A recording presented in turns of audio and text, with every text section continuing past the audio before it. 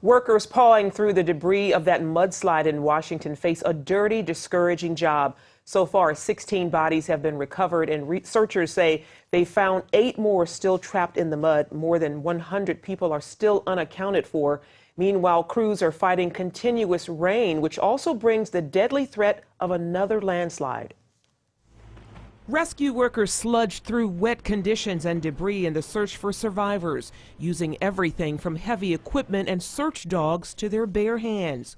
The mud's so thick in some areas, geologists say it's like adding hundreds of pounds on each leg. They're literally getting stuck, sometimes all the way up to their waist, which means then they need help getting out of that area.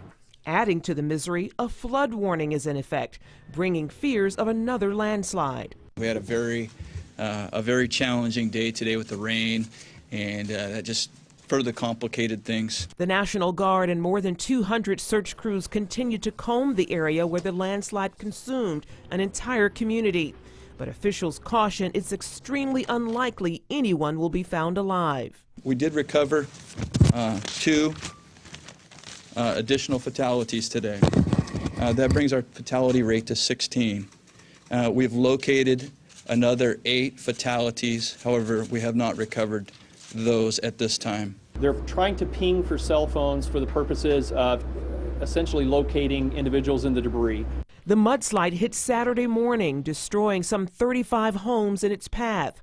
45-year-old Chris Jeffords was home with her 4-month-old granddaughter when the wall of mud came crashing in. Her husband, a volunteer firefighter, away with his daughter at the time. And I started to get text messages from people who had tried to call her, and she wasn't responding, and then it starts to sink in. Authorities say victims may also include non-residents passing through in their cars on nearby State Highway 530.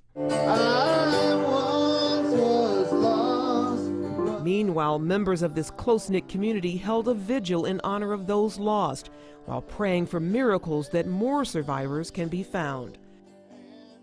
And there is evidence the mudslide could have been prevented. A 1999 report warned that the area had the potential for a large catastrophic failure.